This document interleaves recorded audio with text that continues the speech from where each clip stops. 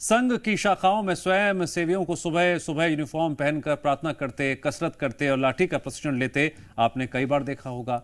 लेकिन शाखाओं में लाठी प्रशिक्षण पर कई बार विरोधी सवाल उठाते आए हैं। लेकिन अब संघ की शाखाओं में लाठी ट्रेनिंग को लेकर आरएसएस प्रमुख ने बड़ा बयान दिया।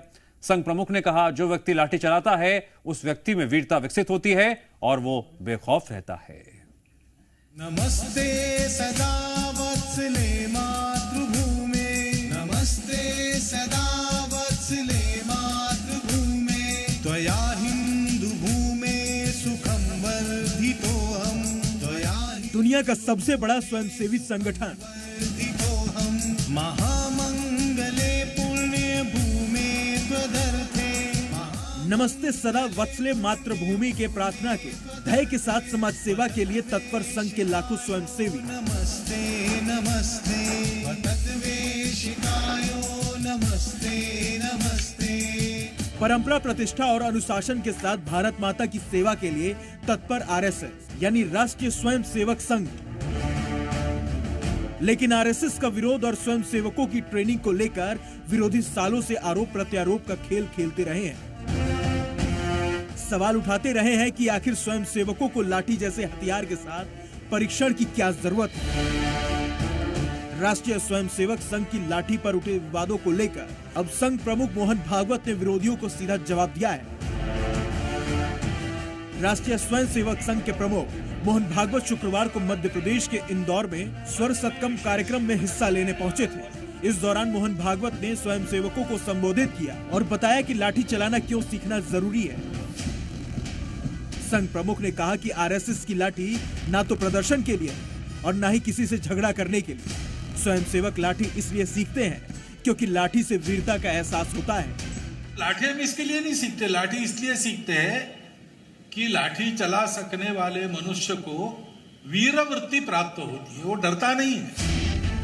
आरएसएस विरोधियों का अक्सर यही सवाल रहता है कि स्वयंसेवक हैं तो लाठी क्यों। सवाल लाठी के बहाने आरएसएस की मंशा पर दागे जाते हैं। लेकिन मोहन भागवत ने इंदौर में अपने संबोधन के दौरान लाठी को लेकर जो कुछ कहा, उसने संघ और लाठी के रिश्ते के हर संशय को दूर कर दिया। सीख गए तो दोनों प्रसंग आ गए तो काम में आती है, प्रदर्शन में भी आती है, निदर्शन में भी आती है। लेकिन प्रदर्शन हमको उत्सव में करना ही पड़ता है। इंदौर में स्वर सत्कम कार्यक्रम में संगीत और वाद्य यंत्रों का भव्य समागम देखने को मिला। लाठी पर उठते सवालों के साथ साथ मोहन भागवत ने गीत संगीत के महत्व पर भी प्रकाश डाला।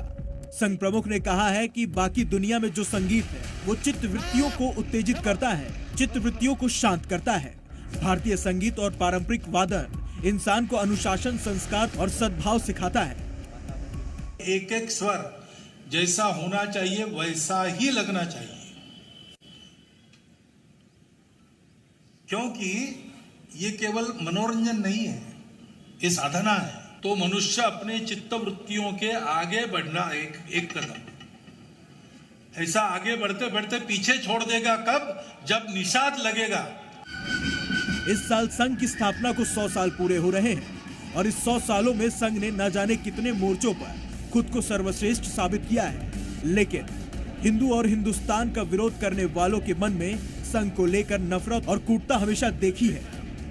इंदौर के मंच से संघ प्रमुख ने लाठी को लेकर जो बातें कही, उसने विरोधियों के साथ साथ आम जनमानस के मन में भी उठने वाले सवालों को भी निश्चित ही शांत कर दिया है। इंदौर से कुलदीप नागेश्वर पवार के साथ ब्यूरो रिपोर्ट, जी मीडिया।